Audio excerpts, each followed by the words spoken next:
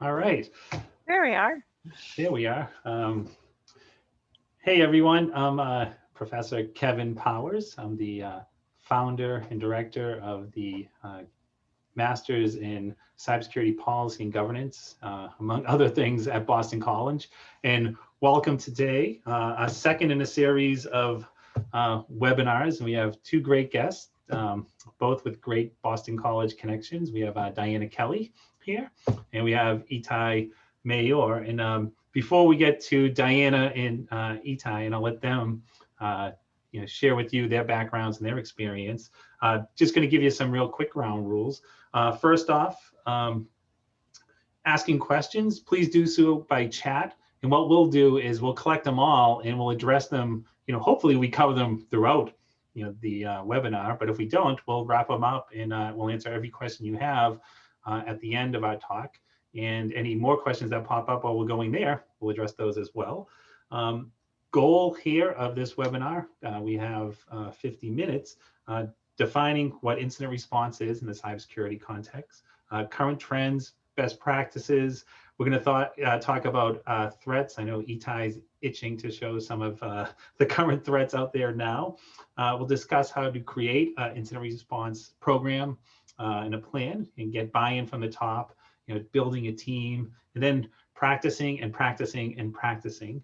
And then finally, dealing with a breach, we'll touch upon that. We're not going to be able to cover everything here we're talking about. We'll get in depth with some of these topics and we'll address as much as we possibly can.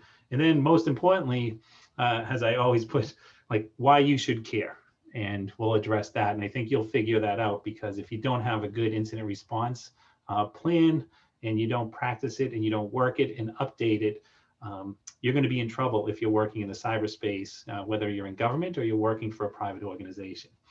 So with that, I'll jump right in and welcome Diana Kelly. So Diana, if you could, give us, your background, your current position, and how you got involved in cybersecurity. Sure. So most importantly, my BC connection is I am a proud Eagle. Graduated. That's right. Go Eagles. So very, very proud Eagle, and always so excited to be able to connect back with BC and so just impressed with what you've done with the program, Kevin. So thank you for bringing that to Boston College and Chestnut Hill. Anyhow, so I got interested in computers years and years ago, back in the days of the dark net in the 70s. And I was so fascinated by it that I actually was getting around in places maybe I shouldn't have been on the DARPA, and ultimately figured out how to get passwords that weren't mine because there was a vulnerability, there was a hole in the login. So everything's cool now. It was actually cool immediately with the government, because remember, this is the 70s. So it wasn't, I was clearly not like some hacker trying to prove myself. I was a kid trying to just figure out and learn. So everything's fine. But that got the bug for me, and I've had a variety of professional roles in IT over my 30-year career, including very hands-on building and deploying global networks. I was an analyst for Burton Group and led security and risk management strategies there. I was the global executive security advisor at IBM, where I had the great honor of working with Itai. And most recently, I was the cybersecurity field CTO for Microsoft for the past 3 years, and now I am doing a lot of volunteer work and also working as a CTO at my own company, Security Curve. Awesome, great background. And we'll talk a bit too about what you're doing, working with women in cybersecurity and trying to fill that whole gender gap. Great program, great work there. So now I will pass it over to Professor Itai Mayor, who now teaches over in our program. And of course, he's on mute right now, but he probably doesn't realize. Oh, he knew it. He caught it. All right, Itai, why don't you tell us a bit about yourself and how you got involved with cybersecurity? Sure. Thank you for having me here. So my name is Itai Mayor. I'm the Chief Security Officer at Insights, which is a cyber threat intelligence company. I'm going to work my way backwards. So I've been the CSO for Insights for about over a year now. Prior to that, I was 6 years at IBM, worked with Diana. I had the pleasure of working with Diana. I joined IBM through the acquisition of Trustir, an Israeli startup, moved here to Boston as part of IBM and helped create the cyber range and train in the cyber range. Prior to that, 6 years at RSA Security. Last position there was the head of the Cyber Threats Research Lab. So I managed teams that did reverse engineering and underground intelligence and all kinds of operations against the bad guys that are less illegal in Israel than they are here. We really went after the bad guys. Probably wouldn't be able to do the same things today. Funny enough, similar story to that. Well, slightly similar. I got into security when I was at high school. Hacked into my school's database, changed my grades, got caught. I always say that my father, who was Department of Defense, thought it was really funny. My mom was a teacher at that school. She didn't think it was funny. So I got punished. By the way, I had to teach other kids about not cybersecurity, about computers. So I taught them how to break into the school's database. So that was my punishment and revenge. But that's how I got into security. And today, as you mentioned, shameless plug here, I teach at BC, designing offensive and defensive capabilities. I might even show a couple of slides of the final project from last year that the students did. No, that's great. And I thank you both, because when we started this program, actually before we even started this program, we worked with both of you to help get it off the ground and running. And here we are, really just 5 years later, and we're going pretty strong. So with that, we'll jump right into our topic at hand. And what our topic is incident response. And before we can really address the topic, we need to define it. So with that, Diana, when you think of cybersecurity incident response, how would you define that for the folks here listening in? Yeah, I mean, it starts with what's an incident, so, and whatever you deem as an incident. So it doesn't have to be a breach. I think that's the really big thing that people should understand, is that breach response is a part of incident response, but incident response is anytime something's occurring within the network that needs investigation and possibly some sort of a remediation. So because sometimes when you investigate an incident, there isn't anything to remediate. So it's anytime that there is an incident, something that's unusual or anomalous within the network or in one of your applications or even within your cloud environment, that you respond to it. Now, why it gets so important, so people are like, hey, that's stuff, right? But why it gets so important is that if you are, depending on what your company is doing and how dependent you are on your systems, and most organizations are very, very dependent on systems now, not having a robust incident response plan in place could mean that your business could not work properly for that day. You could have, if you're in an ICS, industrial control kind of environment, you could have things like the nuclear core could get too hot. You could have a whole entire shop floor going out. We saw recently where an inability to respond to an incident that was ransomware over in Germany and Dusseldorf led to a patient having to be transferred and unfortunately their death. So this is really serious. It goes from something's weird or wonky on my network, let me just investigate that and maybe get rid of a little piece of malware, all the way through going in and understanding that you've been owned by some nation state or other very sophisticated advanced adversary, and they've wormed throughout portions of your network and have persistence, and you need to eradicate that, to having business continuity being so disrupted that you have potentially existential problems for your organization or for your customers. Wow, that's great. All right, Itai, do you want to add to that? Sure. So I agree with everything Diana said. I would add on top of that, there are additional issues that companies will have to look into during an incident, where an incident response plan would really help them. Things like regulatory and compliance issues. And I'm pretty sure we're going to talk about that as well a little bit later, where having the proper preparation and the proper procedures in place can really help you in, if not eliminating that, at least minimizing the exposure that you may have and the resulting actions that may be taken against you. I'd also want to add that the definition for the incident was great. We now have a lot of tools to actually help us with this, a lot of frameworks that we can use to prepare. Maybe some of the people here heard about some of these terms, blue teaming, red teaming, purple teaming, that really help us prepare and put ourselves in a situation where— Itai, let me just jump in here. When you mean blue, red, or purple team, what do you mean by that? Okay, so blue team is the defending team.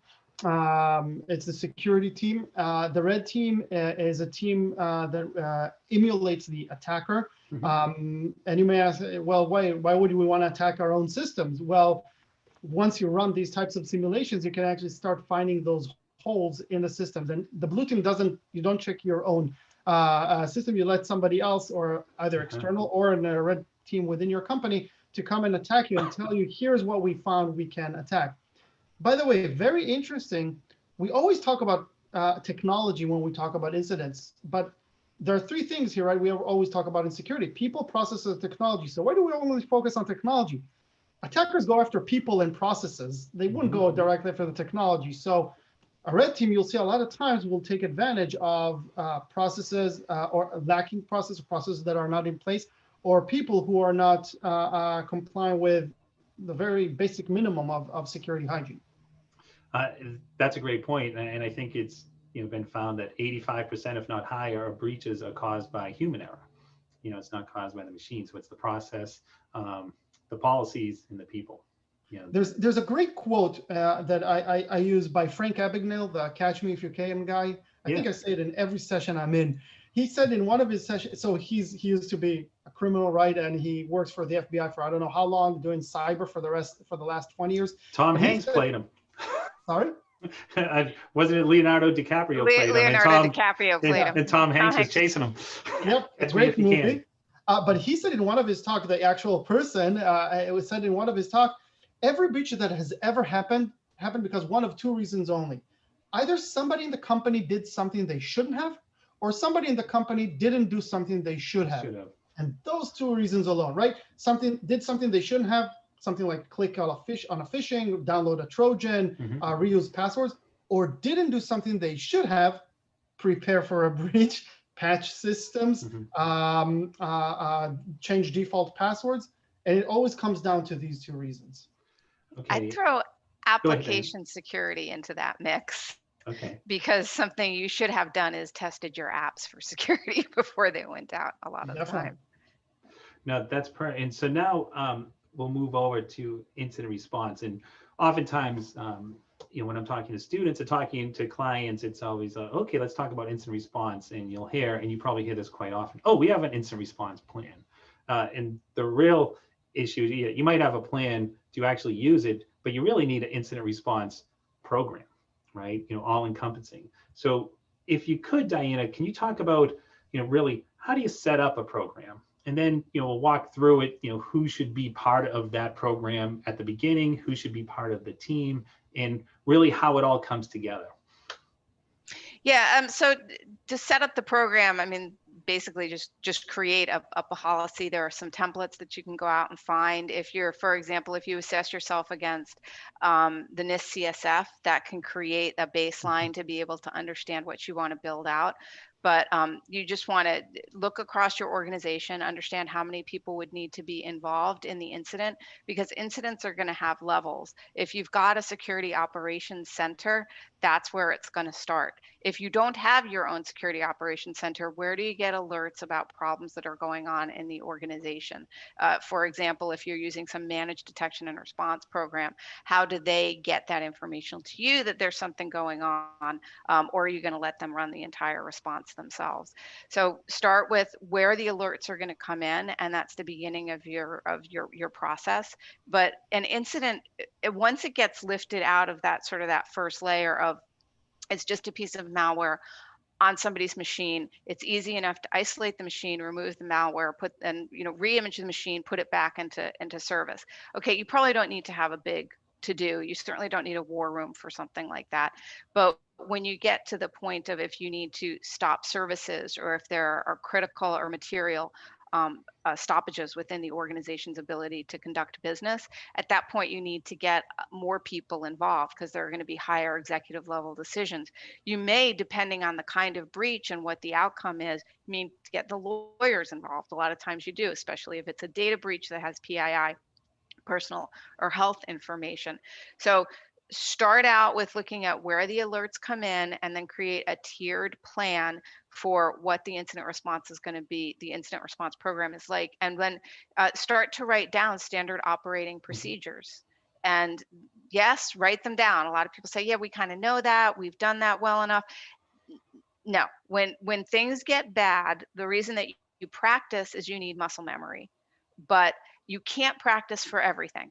And when people get nervous, they're going to need to have some sort of a reference. It won't cover everything that's possible for a response, but at least people will have something to start with and go back and reference. Otherwise, it gets very chicken with your head cut off. And people make mistakes. Once you write it down, though, this is not something that you want to have gather dust like your old policies.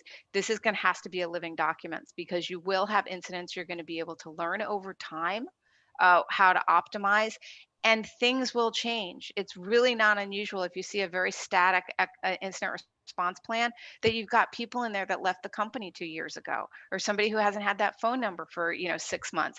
And you can't, when an incident is happening, time is the most valuable thing you have. So anything you can do to help speed things up and make sure mistakes don't happen will be good. And Itai, I'm sure you've got a lot to add to that. There's so much to cover, but yeah. Right.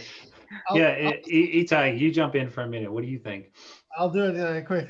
So first of all, I agree with Dan, and I think I'm trying to remember who said this. I think it was Eisenhower. Plan is nothing. Planning is everything, because you can plan, but things are going to change. That's just the nature of the beast. So the planning process, the knowing and acknowledging things are going to change is the important aspect. And I would also add one more thing in terms of, Diana mentioned you will have a lot of stakeholders, right? Several years ago, the business world realized that a cyber breach is not an IT event; it's a business event. It means there's a lot of people that need to be involved and need to know what to do when something like this happens. And we talk about it a lot in the macro, but let's also talk about this in the micro. You really need, even when you drill down into the hands-on teams that handle some of these things, you really need different perspectives. I, as a researcher, if you show me a computer with malware, then as example, there's a malware on the computer, and you show that to an IT guy, he's like, okay, shut down and let's wipe it and let's clean everything up. For me as a researcher, I'm like, no, hold on, let me see if it communicates out. Let's see where it's sending, what it's sending. That's my perspective. A detective or somebody from police may have a different perspective. Somebody from with a law background may say, no, we need to start documenting stuff and look at this thing and look at how it affects. So both in the macro and the micro level, I think we need more stakeholders, more opinions, and more diversity in the way that these teams are created. Yeah, I mean that's such a great point, because Itai coming from a research background, me coming from an operations background, yeah, and it's true. We've had discussions about that in the past. My thing is, it's just get it off my network and clean it up as soon as possible. Let's get back to standard operations. Whereas Itai, and we've had these discussions. Itai's like, I want to figure out what's going on. Don't take it off the network. Let me watch it. I don't like, get it off the network. Yeah, right. And as an attorney here, I want it off the network, and I want things back so we can mitigate and to fulfill our fiduciary duty if we're a publicly traded company. Which brings back too, with incident response, and I'd like to hear your thoughts on this. Really, what I see out there now too is, companies are concerned about cybersecurity. Especially with their move home, we have the ransomware out there, and Itai will talk further about that. But it's really getting the buy-in at the top, right? You need the whole cultural shift, and if you don't have the buy-in at the top, you don't have the business unit, really buying into the policies, following the policies, or even working with IT. Because right now, I got to tell you, and I've been saying this, everyone hates the lawyers. Now everyone's starting to hate security personnel too, because we're seen as getting in the way of things. They like us if we protect them, but in the scheme of things, when we're working, they have issues there. So with that, when I talk about, who should be part of the discussion, you really need the senior business leaders in the board actively involved. Would you agree with that? Yeah, I think we see more security people in the boards these days now, because they realize that there needs a representation of this. But I do think that a lot of companies are starting to look at security as enablers and not just showstoppers. We enable the business so it doesn't stop when something like this happens.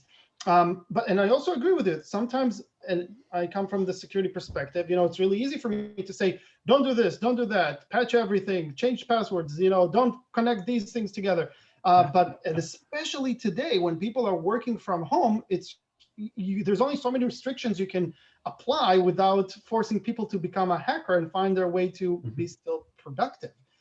So that's a challenge, but it's something we need to, in the security side, to do this balancing act of how do we secure this weird environment now, and yet still keep productivity up.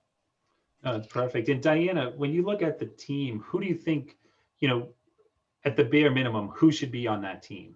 If we're putting together a plan, who should be on that team? Meaning, is the CISO on there, a lawyer, who else? Yeah, you absolutely are going to need to have CISO, inside or external counsel, depending on what the incident is and how it escalates. You do need to have somebody potentially all the way up at the top, depending on what decisions need to be made and the size of the company too. But somebody who's got the executive decision power if something does have to go on that impacts the business and the continuity of the business. Yeah, I would also put in things like HR. That again, if you've lost customer information, then you want to have the customer service team or customer experience team involved, as they're going to have communications. You need to have your external or PR or crisis management team involved, again, whether it's internal or external. If this is going to get out, Right. They need to be part of it. And I would caution that you want to have people who are experienced in this kind of activity. So just having the right background isn't necessarily going to get them to the space of the right activity. So an example is, I have a number of times in my career been involved in incidents where the discussion is, do we disclose? Now, sometimes it's very clear. There are some privacy breach disclosure laws. If you've lost PII or PHI, depending on what state or country you're in, you probably have to disclose that. But that's not, every incident isn't like that. For example, with ransomware, they might not have gotten away with that data, right? They just locked it up. We were able to restore from our backups. Do you disclose about that? Something that was in the news, right, with Uber. And if there's a vulnerability, if something happens to the organization and the vulnerability is discovered, how do you handle that? Do you tell the world? And do you say, well, it was part of our breach program? I mean, these are some really tricky, difficult conversations. And I have been at big companies where people who don't understand the potential repercussion from not reporting out will argue to keep it inside. I've actually always been on the side of arguing for as much disclosure as possible. I know and this is controversial because organizations make different decisions, and every organization has their own risk appetite. Again, this is outside of things that are decreed by legislation or law or regulation that you have to disclose.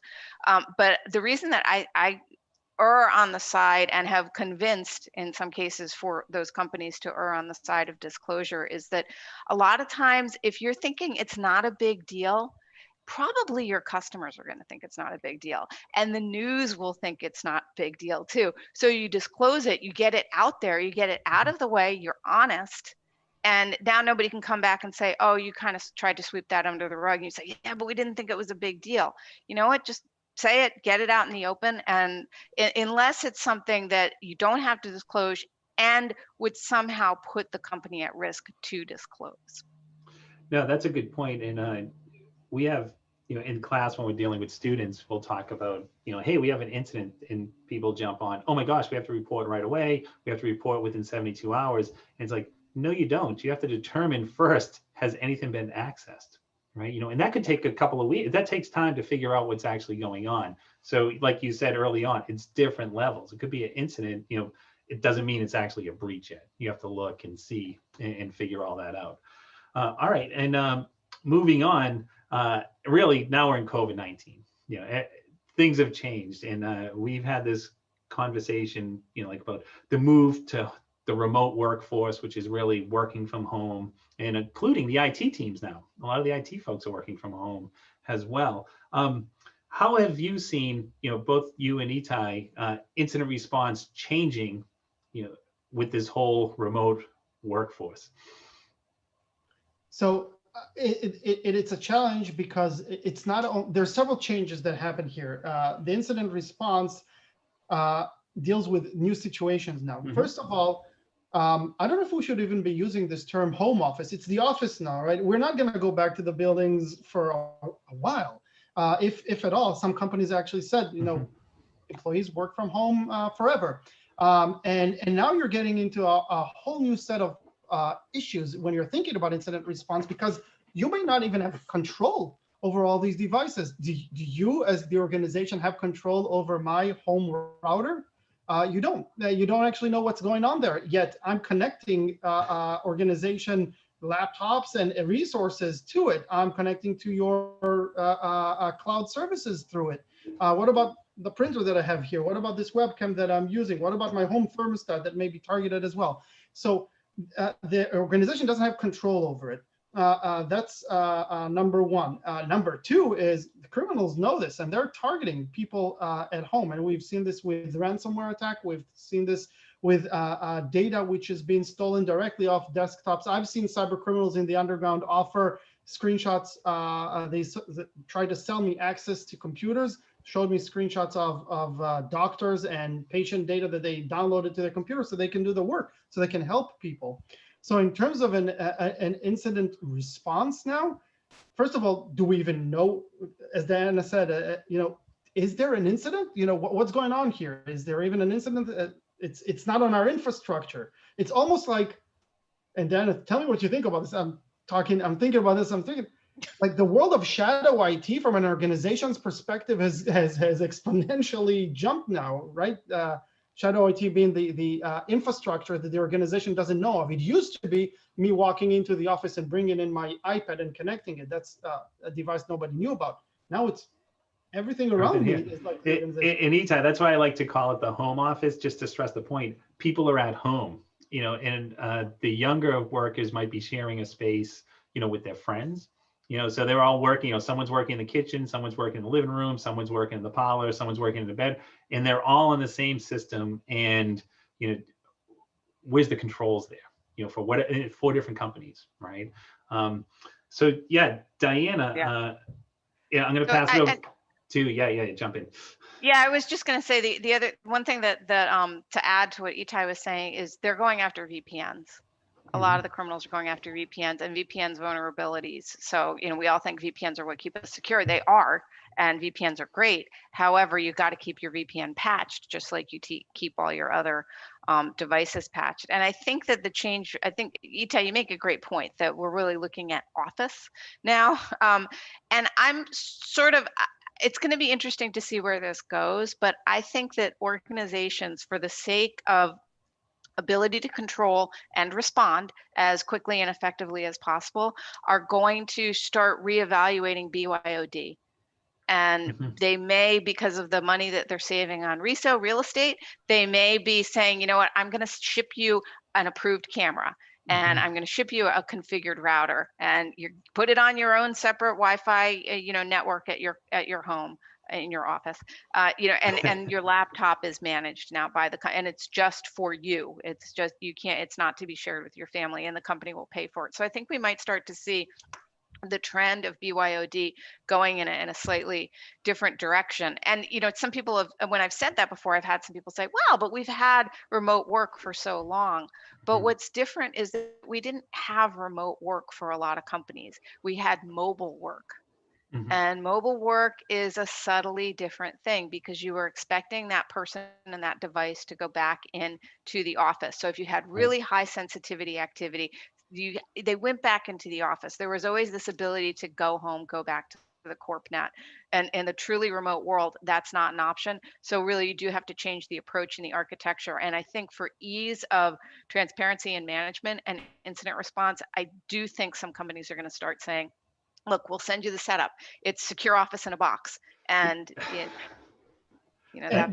think that's true.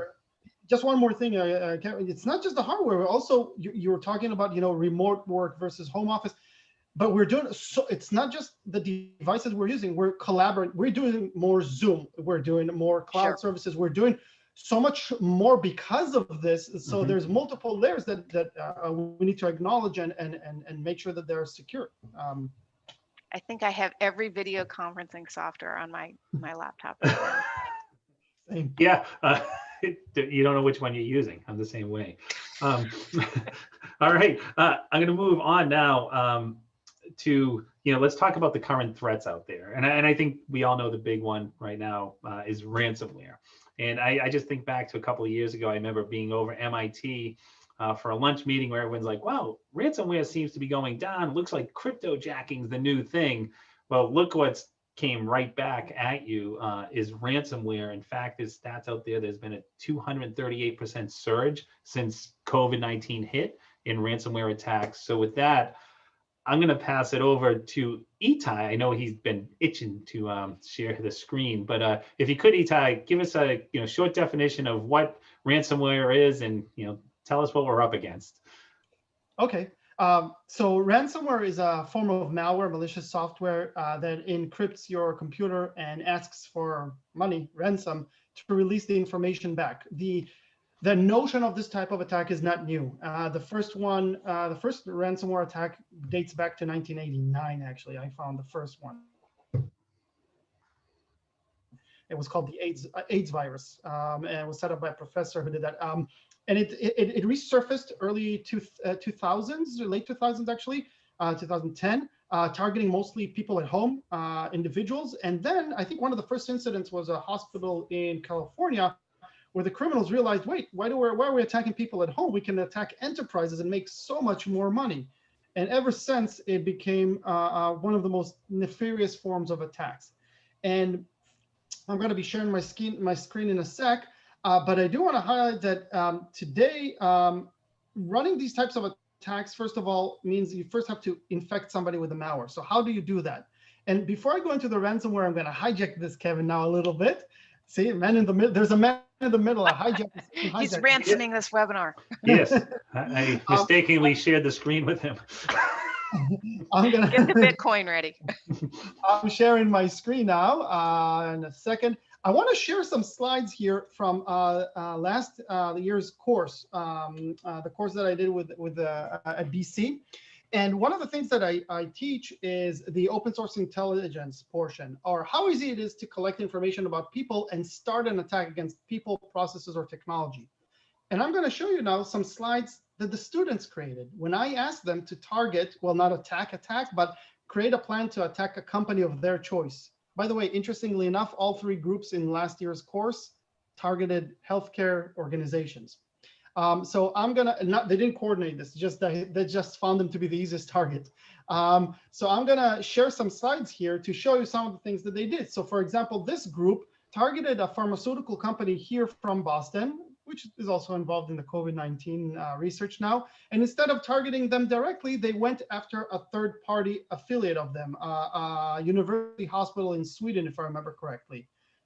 Targeting a third party to get into your main target sounds familiar. I used the word target so many times there. Yeah. What breach could you be talking about, Itai? I don't know, if I could just put the target on it.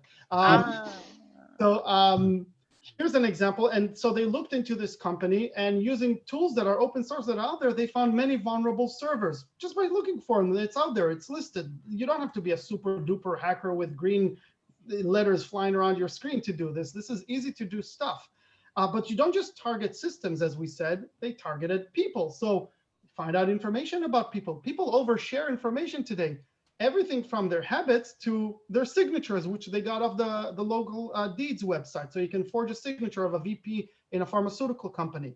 Or if you're targeting somebody in a hospital, you can go and find out what they like to do. This manager likes to create gingerbread houses. They collected information about where she buys her groceries, how to communicate with her. They can start social engineering her.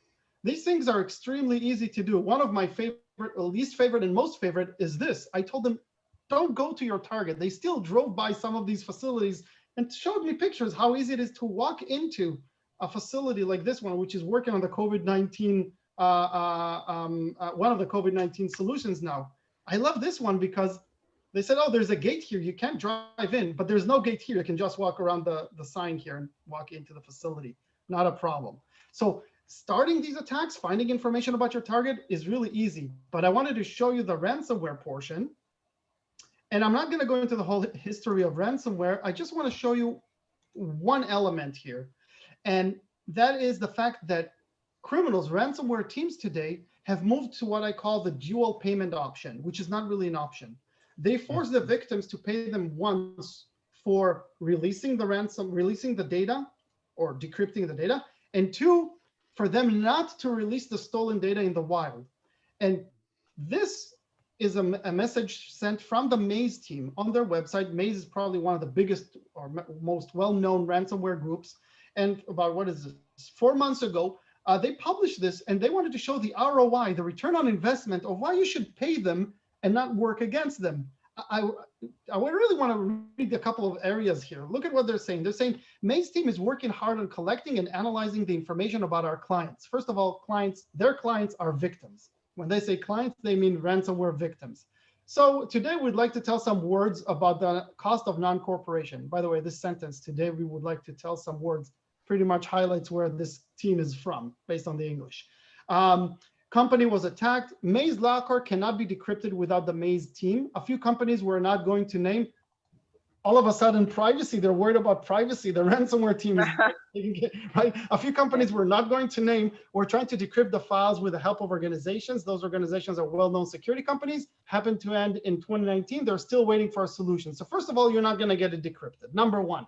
But what they're saying here, we are specialized in private information, financial information, databases, NDA. Usually that kind of information leak will lead to multi-million losses, fines, and lawsuits. And don't forget about the loss of profit. As we know from reports, our clients say this cost about $60 million. We have never asked for amounts even close to this. So they're really trying to show you why you should pay them instead of trying to work against them, because A, you won't be able to decrypt, B, you're going to get a lot of fines. So this is the amazing. Yeah. This is they're doing you a favor. Yeah, they're looking after you.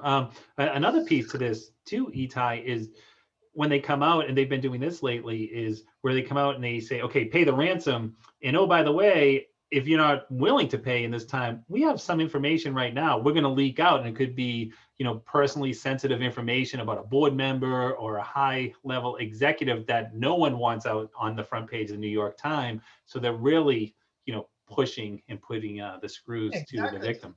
So they do that. They actually mentioned here a little bit of the costs. You can see here at the bottom, they're even directly referencing the 250 to 350 million is a direct reference to the Maersk attack on Maersk shipping. Right.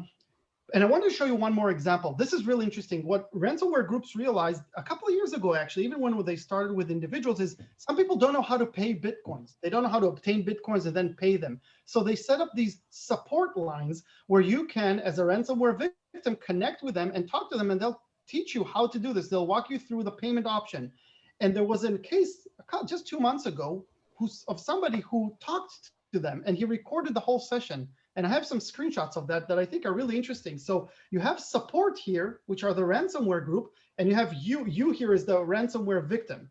And look at this discussion between the ransomware victim and the ransomware team. So support says, hello, can I help? The victim says, hello, we would need to get your our data deleted from your servers and unlock our files. So the dual payment, right? Delete it and unlock our files. So we need both things.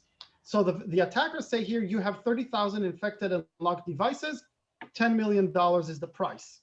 We understand you're worried about this. We'll decrypt 2 files, random files, to show you that it works. And the discussions continue. The victim says, and they'll do that for free. I like that. Yeah, just 2 files out of 30,000.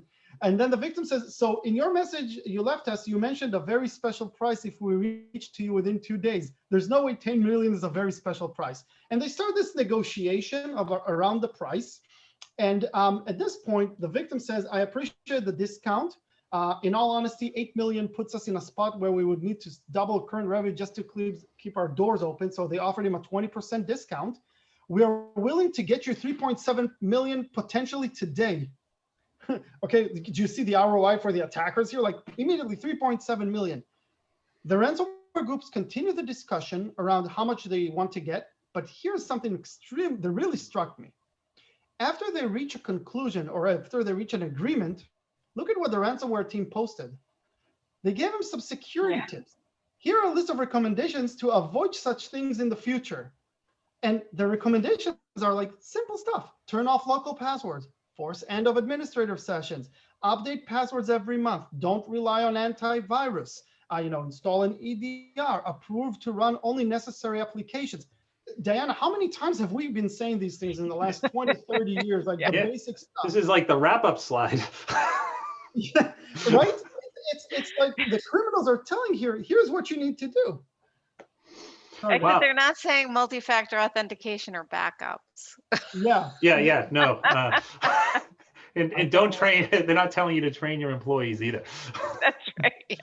So They're leaving out missing the a key couple of three. recommendations. Yeah. Oh, they do have about employees just a little at the end here. They do talk about the HR. For huge companies, we suggest at least 3 system administrative working 24/7, maximum 4 admins working. They're even going to the shifts, how much you should run each shift. And then their victim says, thank you for all this in a very timely manner. You're welcome. It's a pleasure to work with professionals. So you see what a long way the ransomware groups have come, since the basic attacks. Now this is a great segue, because now, we just saw that, and now we'll go to like, hey, now there's a legit breach, right? It's not an incident. You get something like this, you figure out like, hey, we can't access our data. They're shutting down our systems. So let's talk about, how you deal with a breach. I mean, you've both been involved in them. Is it, and Itai's done this many a times where I've had him on, panels where we did simulations, and Diana's been on them too. Itai, what's it like in a breach? It's not this calming, we talk about muscle memory and everyone's like, oh, okay, let's go to our job and we're going to work through that. Is it like that at all? I'll give you another quote. I did Eisenhower before, I think, so I'll tell you another one that I like. I think this one is Mike Tyson. Everybody has a plan until they get punched in the face. That's what it was like during an event like that. It's chaotic. In some cases, it can be controlled chaos, but it's still chaos, because, as we said before, you can only plan so much. There's always variables. There's always, oh, that person can't be reached. Oh, I can't believe that system is not accessible right now and it's down. There's a weather problem. There's a pandemic problem. Oh, people are working. There's always variables that you can't really prepare to. And during these types of events, I think preparation really shows in the form of, it won't solve the chaos, but you are ready to, you come more prepared to, you're ready to take things on. You have some processes in place. You understand what is your main goal. One of the things, for example, that we used to talk about in the cyber range, and this is a military concept as well, right, is the commander's intent of what is your end goal? Even if all communication shuts down, what do I, as an individual or a team or a whole group, need to achieve without knowing what other teams are doing? So if you get these things prepared in advance, it's like I said, it's not like it won't turn the chaos. It would turn the chaos off, but it will get people in a mental situation of, okay, let's see how we start doing this in a formulated way. Yeah, it's kind of like training for a marathon, right? There are very few people that find a marathon easy, but you can't do it if you don't train. So it's still going to be hard, and it's very chaotic. And I think one thing that, especially now that there's so much more distribution and it's harder to get people in person, make sure that you have a secure mode of communication. Because if your company has a big incident and you don't know where the people are, how persistent they are, where the attackers are, how persistent they are in your system, it's quite possible that they're able to eavesdrop on your communications too. They can get in your chat rooms potentially. They can look at your chat transcripts. They can see your mail. So that's something that's really important, is that have that, not just to have that muscle memory and prepare for chaos, but at least you're going to be trained for it, be able to finish the marathon, even if it's not easy. But also think of some way, if you haven't thought about how you're going to have a secure communication channel that isn't your standard communication channels, you're probably not ready for a remote incident response war room. And touching on that, I want to add one more thing, and you touched upon it before as well, is I think it's also worthwhile preparing and having a fault tolerance for who can make the decision. A lot of times in these simulations is, okay, let's do this. Are we allowed to do that? Are we allowed to shut down the main server? Who's allowed to say yes or no to that? Can we reach that person? Sometimes there are good solutions, but there's no decisiveness. There's no, okay, are we allowed to do this or not? Have somebody who has the executive approval, and have somebody else who can do that in case that first person cannot be reached, because that happens a lot as well. Yeah, I was going to bring that up, and that's important to have in place too, because you can have the team, and it never happens where, hey, everyone's in the office today. It's usually like the general counsel's out on a golf trip, and doesn't have his iPhone or has no ability to get in contact with him, or the CEO is out and we can't get in contact with her, or something like that. What's the backup, and who can fill in? And this goes back to the tabletop exercises, right? It's great if you have the best plan out there. Maybe you did a training, but how many, and this was great when we talked about this, how many companies do you think have done a tabletop exercise since the move home, right? Or move remote, or even adjusted that plan based on that, Right. right? Exactly. The other thing that I think we have to start thinking about as they move into the future is managed detection and response, or managed extended detection and response. But basically there's more and more. We've had for a long time managed security providers, but in general, they were sort of the alert ping. It was, oh, there's something going wrong. What do you want to do? There wasn't a whole lot of actual action. But now with some of these detection and response providers, they're getting in there. They are changing rules on the firewall. They are shutting servers down. So you want to make sure that you've done a couple of things there. One is that you've limited how much they can do at a level that you're comfortable. In other words, they know which executive to talk to, or who's got the approval rate of, yeah, turn that server off. Because a lot of companies are just like, well, you're just going to fix it and let us know if there's a problem. Right? You have to have a better plan for their own response and understand where their cutoff is. And also put that into your incident response plan. To your point, Kevin, exactly. It's like not many companies that I know have done incident response post-pandemic. Like a lot of that training, in large part because there's been a lot of other stuff for people to deal with. Right. But we're getting to that point where you really do need to think about that and practice it, and incorporate whatever managed detection and response. I know a lot of companies are like, oh, phew, Calgon, take me away with MDR, MXDR. But just as it was when we started to outsource stuff to the managed providers, there's still got to be a link, and ultimately the accountability is going to go to the org.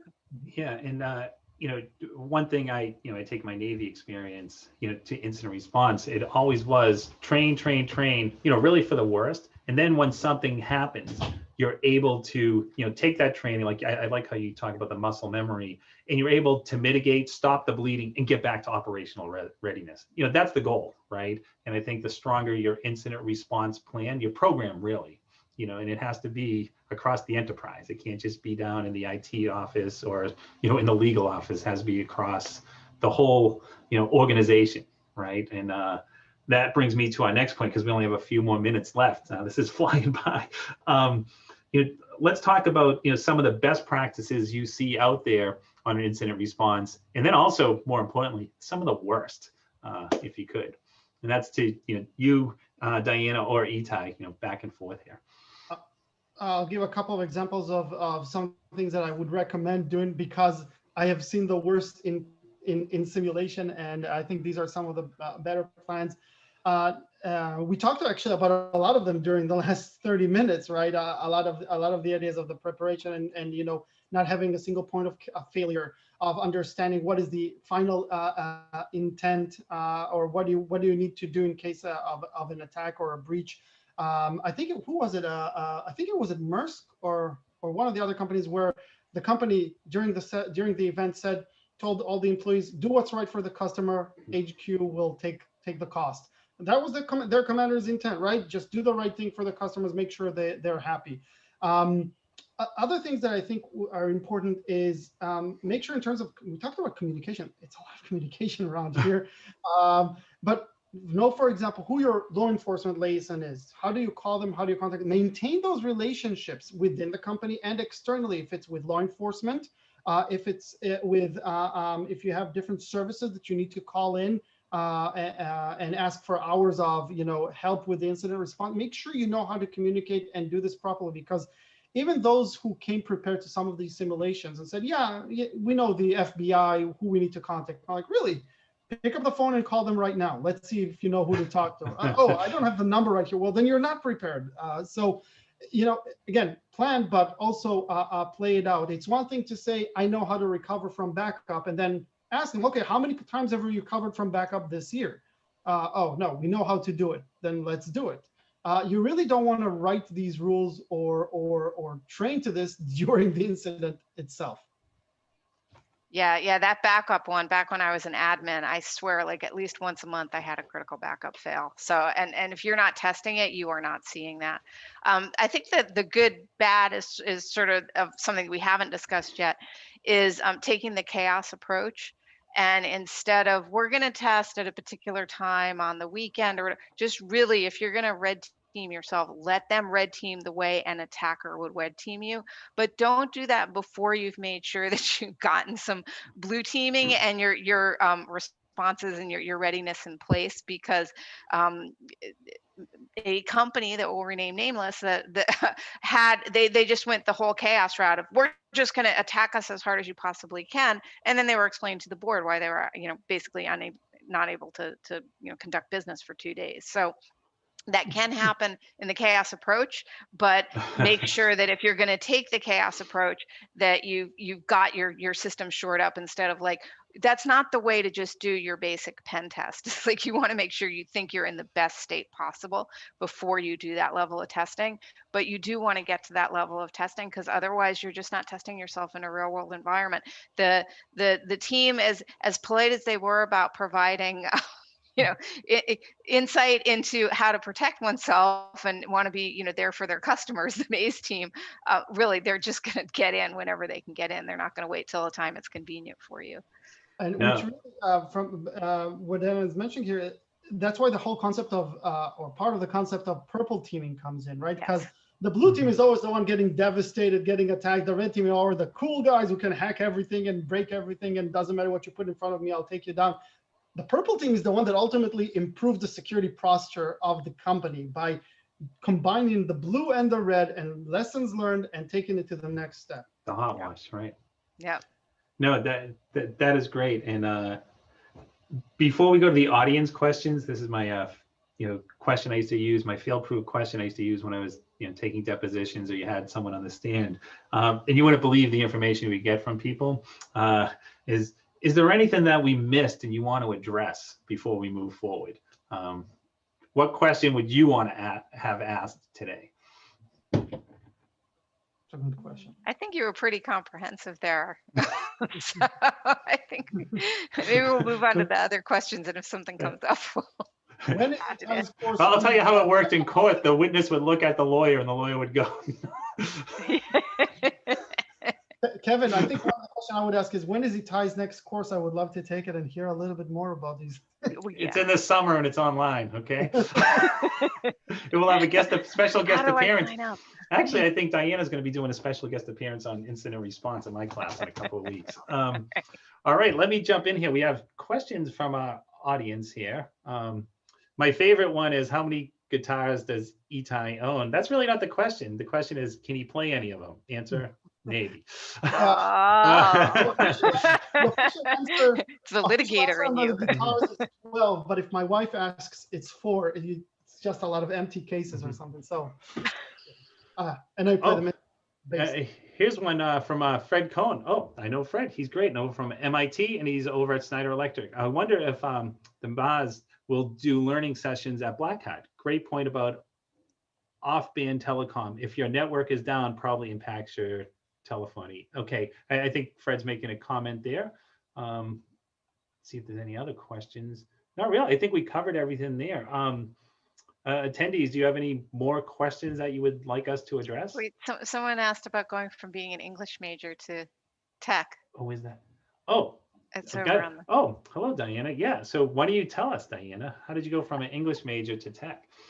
So I actually went from tech as a child to going to college and not really liking the computer programs, because I had kind of, I mean, how do I say this and not sound obnoxious, but a lot of what was being taught, I knew.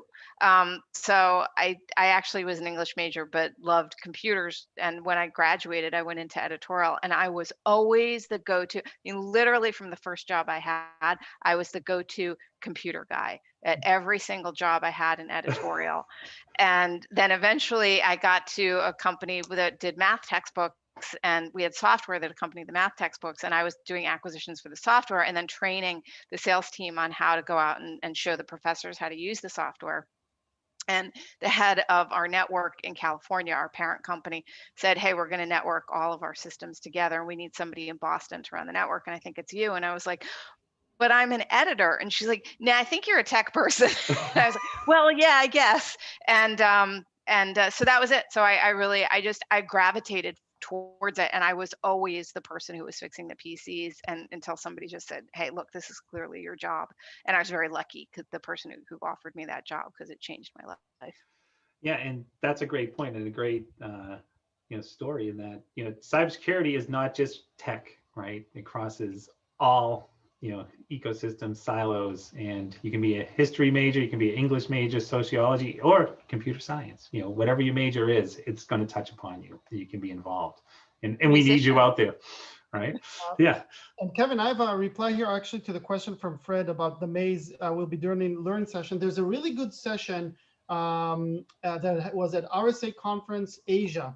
You can find it. It's online, called 2 weeks with a ransomware cell in Russia, something like that. 2 weeks with a Russian ransomware group, where the person actually interviewed one of these ransomware groups. Interestingly enough, one of his slides is what they said you should do to avoid them, and it's almost one-to-one what Maze said, and like the basic security hygiene. But if you go online, you can Google that, and you'll find this session where the researcher interviewed a ransomware cell in Russia. And we have another question now about, so Itai, do you think you can have effective incident response or an effective incident response function that does not have mature documentation practices for incidents and strong SOAR and incident handlers? You might be able to do it, but it's going to be much harder than than if you did have them. I think there's a good reason that SOAR has really, sorry for the pun, soared in the last couple of years, and these types of solutions became so popular and used. It's because they do help you prioritize a lot of these things and put some order into the chaos itself, also having the right playbooks and the right responses to different events that may happen. Yeah, I would concur. I mean, maybe in a very, very small, fairly simple environment, possibly, but you get up to any level of complexity. You've got over 500, 1,000 people in the organization, and I think you absolutely need handlers and SOAR. Yeah, we have a comment from the Chief Technical Officer from Boston College, Peter Salvetti, who is also one of our students, and he says, we can agree to disagree, Kevin, regarding more than tech. I hear that all the time from him. And he was one of my best students in the policy and law class. So, spoken like a true disciple of our CISO, Dave Escalante, that, us policy folks just get in the way. Excellent. All right. Any other questions here? Here we have any recommendations on helping fill the gap in the number of women in, oh, look at this perfect setup by Dessa. Any suggestions on entry positions to go towards without having previous cybersecurity experience and with a cybersecurity degree? So Dessa is one of our new students. She's fantastic. She's in my class. So that's really to you, Diana. Yeah, so what I would say is if you want to get experience, especially if you've been through university and training for this, you go to an organization like WESIS, Women in Cybersecurity, and I am a member of it, and I'm on the board of the national organization. But there are internship programs through organizations like WESIS where you can get experience, go out and actually get some hands-on experience, and then you've got something to put on your resume. And a lot of internship programs are paid. I mean, IBM has paid internship programs, Microsoft has paid internship programs, and very often those internship programs, if you can get to one with a larger organization like IBM or Microsoft, that's actually a funnel into getting hired. That's what the company wants to do at the end of the internship. That's a successful internship. And but there are, if that doesn't work out for you, it doesn't feel right for you, organizations like WESIS get interns placed all the time. I actually have an intern that I'm working with right now who is on the inclusion working group at WESIS that I champion. And because of her work on the working group, she actually got a paid internship a couple of months later. So I would definitely look into internships, both with big companies and with community and nonprofit organizations that can help you place you at other kinds of placements.